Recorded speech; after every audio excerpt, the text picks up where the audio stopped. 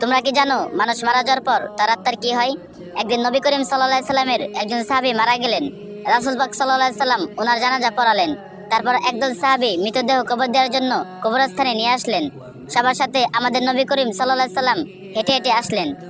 দুজন সাহাবী কবর খুঁড়তে শুরু করলেন। সবাই মৃতদেহকে ঘিরে বসে আছেন। কবর খনন শেষ হওয়া পর্যন্ত অপেক্ষা করছেন। সবাই চুপচাপ, নীরব ও শান্ত একটি পরিস্থিতি।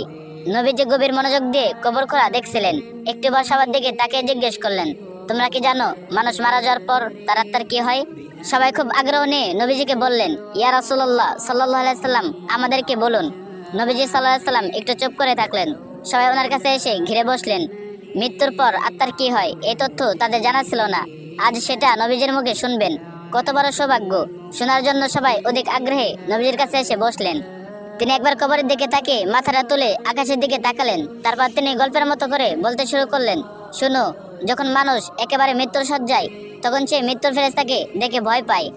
কিন্তু যে বিশ্বাসী ও ভালো মানুষ, তাকে মৃত্যুর ফেরেশতা হাসি মুখে সালাম দেন, তাকে উভয় দেন এবং মাথার পাশে এসে ধীরে ও যত্ন করে বসেন। তারপর মৃত প্রায় মানুষের দিকে তাকিয়ে বলেন, হে পবিত্র আত্মা, তুমি তোমার পালনকর্তার ক্ষমা ও ভালোবাসা গ্রহণ করো এবং এই দেহ থেকে বের হয়ে আসো। মুমিনের আত্মা যখন বের হয়ে আসে, তখন সে কোনো ধরনের ব্যথা ও বেদনা অনুভব করে না। নবী আরো একটু ভালো করে উদাহরণ দিয়ে বললেন, মনে করো একটা পানির জগ কানায় কানায় পূর্ণ হয়ে যাওয়ার পর উপর থেকে এক ফোঁটা পানি যেমন নিঃশব্দে উপর থেকে নিচে নেমে আসে, ঠিক তেমনি নীরবে ও কষ্ট ছাড়াই আত্মাটির দেহ থেকে বের হয়ে আসে। সে সময় দুজন অন্য ফেরেশতা বেহেশত থেকে খুব সুগন্ধি মাখানো একটা নরম সুতার চাদর নিয়ে আসেন এবং তার আত্মাটিকে সে চাদরে আবৃত করে আকাশের দিকে নিয়ে যান। তারা যখন আকাশে পৌঁছান, তখন ফেরেশতারা সে আত্মাটিকে দেখার জন্য এগিয়ে আসেন। কাছে এসে সবাই বলেন, সুবহানাল্লাহ, কত সুন্দর আত্মা, কি সুন্দর তার ঘিরান।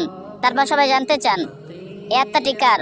উত্তরে আত্মা বহনকারী ফেরেশতা বলেন, উনি হলেন ফুলান ইবনে ফুলান। নবীর আরবিতে বলেছেন, বাংলা হলো অমুকের সন্তান অমুক।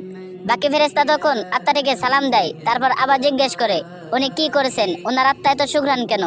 আত্মা বহনকারী ফেরেশতা তখন বলেন, আমরা শুনেছি মানুষজন নিচে বলাবলি করেছে উনি একজন ভালো মানুষ ছিলেন, আল্লাহর ভালো বান্দা, অনেক দয়ালু, মানুষের অনেক উপকার করেছেন। এতটুকু বলার পর নবী একটু থামলেন। তারপর সবার দিকে ভালো করে দৃষ্টি দিয়ে ওনার কণ্ঠটা একটু বাড়িয়ে বললেন, এই কারণে বলছি, সাবধান, তোমরা কিন্তু মানুষের সাথে কোনো খারাপ ব্যবহার করবে না। তুমি মারা যাওয়ার পর মানুষ তোমার সম্পর্কে যা যা বলবে, আত্মা বহনকারী ফেরেশতারাও আকাশে গিয়ে ঠিক একই কথা অন্যদেরকে বলবে। একথা বলে তিনি আবার একটু চুপ করলেন, কবরটার দিকে দৃষ্টি দিলেন, আবার বলতে শুরু করলেন, এই সময় মানুষ যখন পৃথিবীতে মৃতদেহকে কবর দেওয়ার জন্য গোসল দিয়ে প্রস্তুত করবে, তখন আল্লাহ তাআলা আত্মা বহনকারী ফেরেশতাদেরকে বলবেন, যাও, এখন তোমরা আবার এই আত্মাকে তার শরীরে দিয়ে আসো।